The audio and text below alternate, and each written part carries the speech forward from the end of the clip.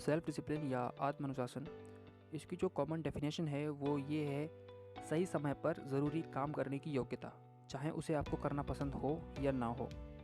Discipline के ऊपर जो लिखी गई बहुत सारी बुक्स हैं, उसमें से जो मैंने पहली पढ़ी थी वो थी ब्रायन ट्रेसी की लिखी हुई थी। ब्रायन ट्रेसी ऑथर है, सेल्फ हेल्प ऑथर, और उन्होंने कई सारी बुक्स लिखी हैं। तो जो उनकी एक बुक है no excuses power of self discipline, ये पहली वो बुक थी जो मैंने पढ़ी थी डिसिप्लिन के ऊपर। इस बुक में ऑथर एक अपनी रियल लाइफ स्टोरी शेयर की है। वो ये है कि एक बार ऑथर किसी सेमिनार में होते हैं, तो लंच टाइम पे वो एक रेस्टोरेंट में जाते हैं और वहाँ पर एक खाली टेबल होती है। वो खाली टेबल वहाँ जाके वो बैठ जाते हैं।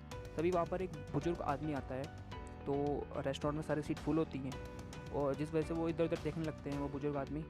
तो ऑथर की जो टेबल थी वहाँ पे 4 चेयर थी, एक पे तो ऑथर बैठे थे, बाकी 3 खाली थी। तो वो उनसे कहते हैं कि आप यहाँ मेरे संग आके बैठ सकते हैं। तो जब वो आके वहाँ पे बैठते हैं बुजुर्ग, तो वो फिर उनको अपना इंट्रोडक्शन देते हैं।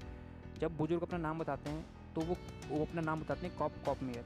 तो ऑथर सुनते ही समझ जाते हैं कि कॉप मेयर सेल्फ हेल्प और सेल्फ डेवलपमेंट की जो दुनिया है वहाँ के एक तरीके से उसके बादशाह है, बहुत बड़े उन्होंने वो सक्सेस एक्सपर्ट जो होते हैं वो थे, वो कॉप मेयर। और उन्होंने कई सारी बुक्स लिखी थी, उसमें से 4 उनकी जो बुक्स थी वो बेस्ट सेलिंग बुक थी, और उन्होंने हर एक किताब में 250 से ज़्यादा प्रिंसिपल्स लिखे थे, और 4 बुक्स थी यानी कि 1000 प्रिंसिपल्स हो गए।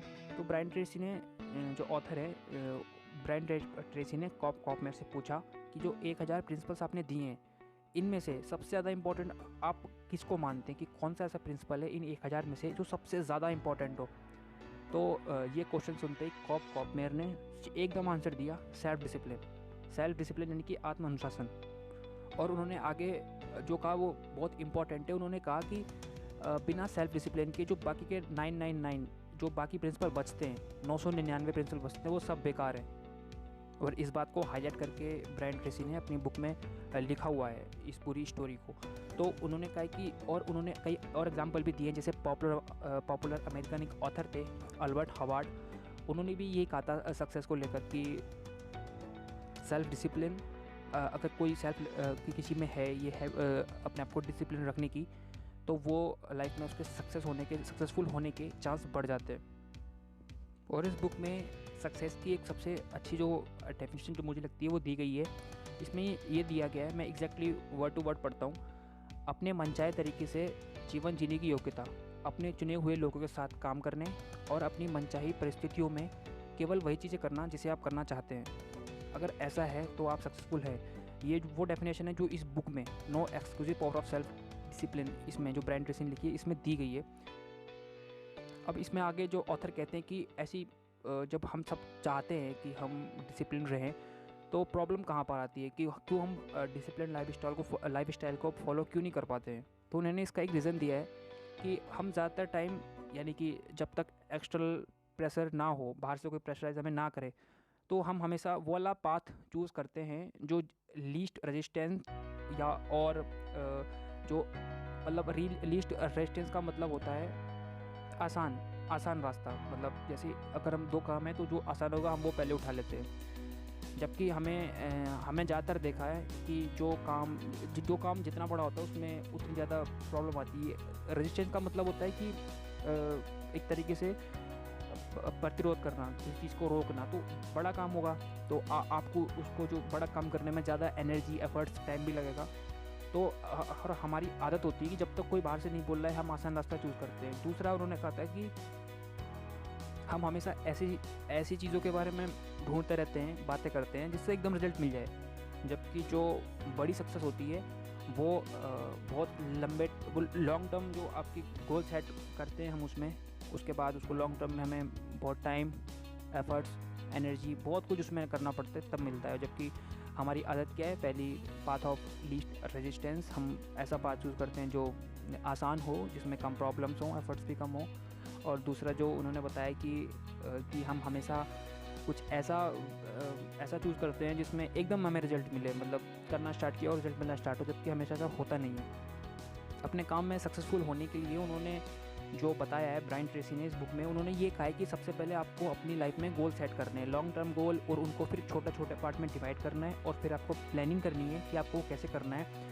और आपको जब पार्ट अपने उन बड़े बड़े गोल्स को छोटे छोटे पार्ट में डिवाइड करेंगे, तो आप उनको जो मतलब ईयरली अगर गोल है 5 साल का गोल है, तो उनको हम एक साल में पहले डिवाइड कर देंगे, फिर हम उसको मंथ में डिवाइड करेंगे, फिर उनको वीक्स में डिवाइड करेंगे, फिर 20 से उसको हम डेज़ में डिवाइड करेंगे। उसके बाद हम ये देखेंगे कि हम अभी क्या कर सकते हैं, और हम डे बाई डे हम उसमें ऐसा क्या कर सकते हैं, रोज़ प्लानिंग हमें उसकी करनी है। और अब फिर उसके बाद जो रोल आता है वो सेल्फ डिसिप्लिन का आता है, कि हमने जो प्लानिंग कर दी है, हमें अपने आप को वहाँ पर रोक के रखना है उस काम में, ताकि हमें उसमें सफलता मिले। तो काम में सफलता के लिए सबसे पहले उन्होंने इस बुक पे जो एम्फेसाइज़ किया है, जिस पोर्शन पे उन्होंने कहा है कि आपको गोल सेट करने ही हैं, बिना जब तक आप कोई लिखेंगे नहीं ना, जब तक कोई चीज़ लिखेंगे नहीं, तब तक वो आप सिर्फ एक इच्छा मतलब कैसी, वो अभी है बाद में नहीं हो सकती। बट अगर आप सच में चाहते हैं तो आपको एज अ गोल सेट करना, और गोल तभी कहेंगे जब वो लिखा हो आपके पास कहीं पे, और एग्जैक्टली वैसा लिखा हो वो कैसा दिखेगा अचीव होने के बाद। और वो उन्होंने कई चीज़ें बुक बताई हैं जो आप अपनी साइकोलॉजी में चेंज करने के लिए, जैसे उन्होंने कहा कि जैसे आप एक बार ये सोच के देखें कि अगर मैं ये काम करता हूँ और मुझे इसमें मतलब बहुत ज़्यादा एफर्ट करने पड़ेंगे, मतलब मुझे प्रॉब्लम्स आएंगी, तो आप ये भी सोच के देखो कि अगर आप उस काम को नहीं करते हैं तो वैसे भी आपको परेशानी होना है। अगर आप उस काम को नहीं कर रहे हैं तब भी आप ऑलरेडी परेशान हैं, नहीं तो आप उसको काम करते ही क्यों। ठीक है, तो वो ये कहते हैं कि अगर आपको लगता है कि इसमें बहुत ज़्यादा करने में प्रॉब्लम आने वाली है, तो आप ये भी सोच सकते हैं कि अभी भी तो प्रॉब्लम नहीं है। तो इससे आपको होगा क्या, इससे आपको काम करने में एक मोटिवेशन या इंस्पिरेशन मिलेगा। और दूसरी चीज़ वो बताते हैं कि जैसे हमें लगता है कि अगर हमने काम स्टार्ट किया इसमें तो बहुत टाइम लग जाएगा, 5 महीने, 10 महीने, 1 साल, 2 साल। तो उन्होंने कहा कि टाइम तो वैसे भी निकला जा रहा है। अगर आपने अभी स्टार्ट नहीं किया तो 2 साल तो बहुत साल ऑलरेडी निकल चुके हैं, और 2 साल कुछ नहीं करेंगे तब भी निकल जाएंगे।